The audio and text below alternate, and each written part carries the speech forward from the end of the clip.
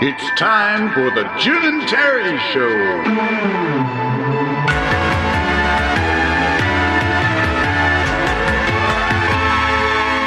The goal of visual effects is to deceive the eyes of the audience. I see green screens gazing back at me when I see you. I imagine I do, reaching through the green and coming straight at me. How do you tell if what you're watching on screen is real or not? That's the trick. And if they tricked you, that's a job well done. I see green screens gazing back at me when I see you, and I imagine it's true. You're coming through the green that's there upon my screen, and I scream, and I scream, and I scream.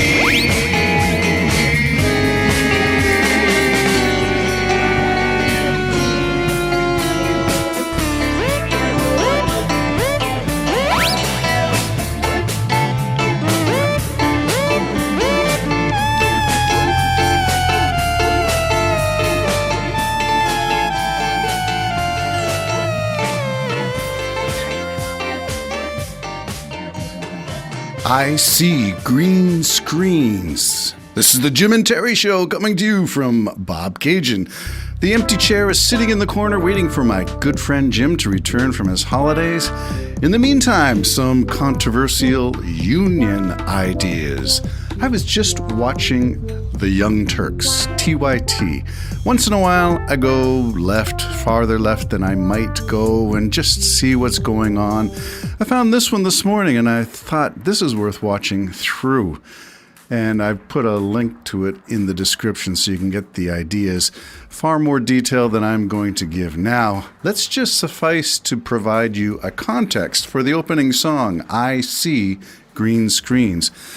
That was done a few years ago, probably more years than I care to admit to, when my two oldest kids, my two sons, were transitioning from college, university, and finding a career path that led them to the entry-level positions of the VFX industry, starting on the bottom rung of a ladder that looked to go up to infinity, and you're a small speck on the ground from that perspective.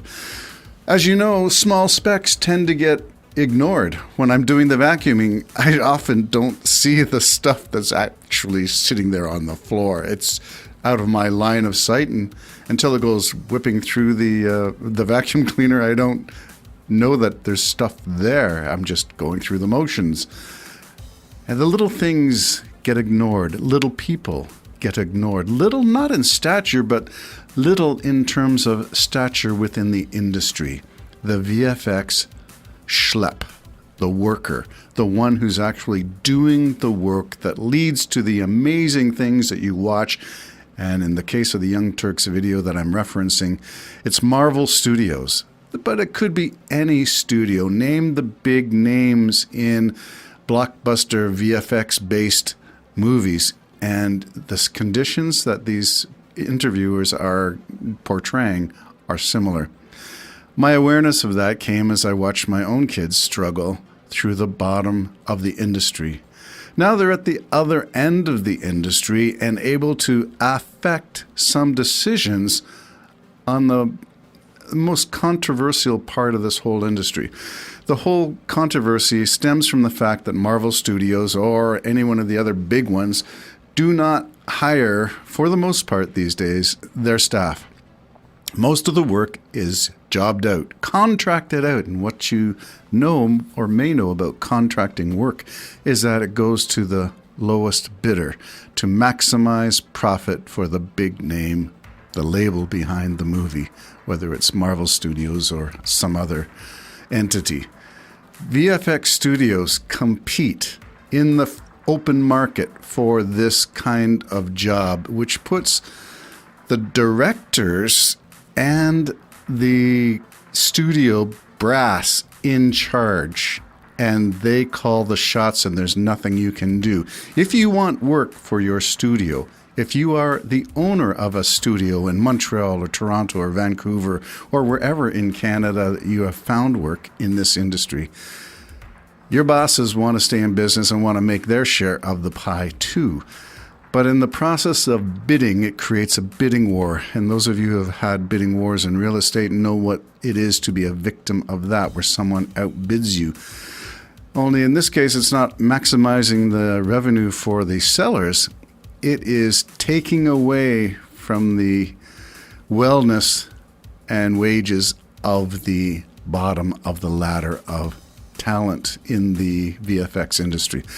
So what does that mean? Less than minimum wage often, because your wage becomes a contract based. You're based on a deliverable, a product, a number of scenes or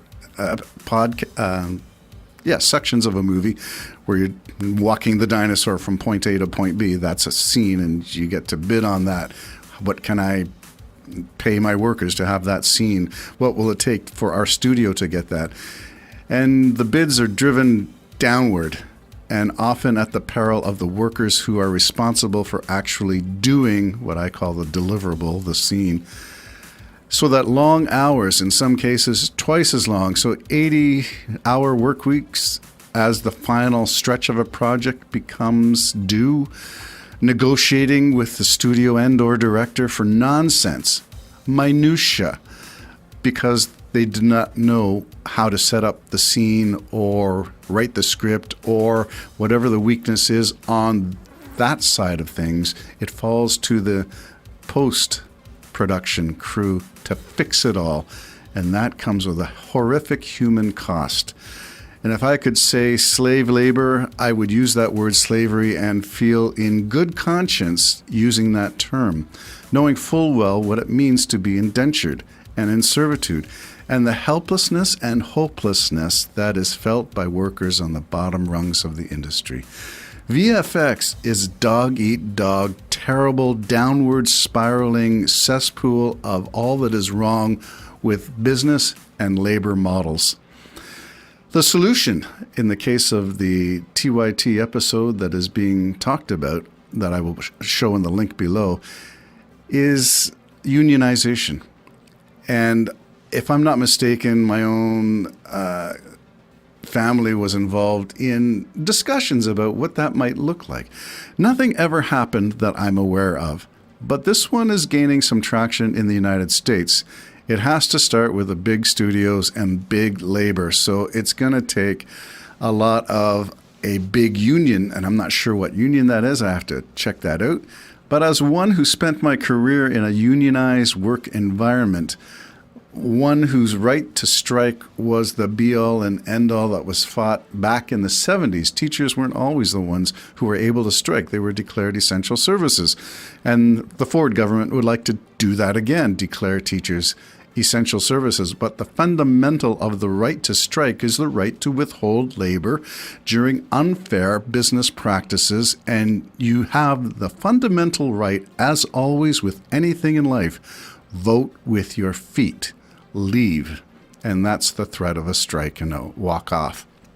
And having participated in several strikes during my career, both with the Harris government, conservative, and I guess even during, I'm going to say, the most recent Liberal government, there was a walk-off. So it doesn't matter the government. You would think the Liberal government would be more supportive of the workers, but everybody's got a bottom line, and the crunch numbers come when people decide that, well, we're not going to do anything for you.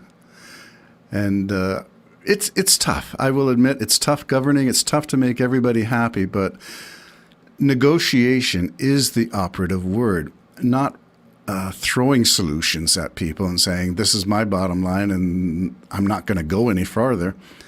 But it's to draw and scope out the pictures of, if we give you this much, it's going to cost the government this much. That means taxes are going to rise this much. There's a whole lot that goes into it. But the bottom line is, when you look at your movies and you see the things moving and wonder if they're real or not, somebody sat behind a computer until their eyeballs were bleeding to get that done for those big names. This is the Jim and Terry Show. VFX, support your workers.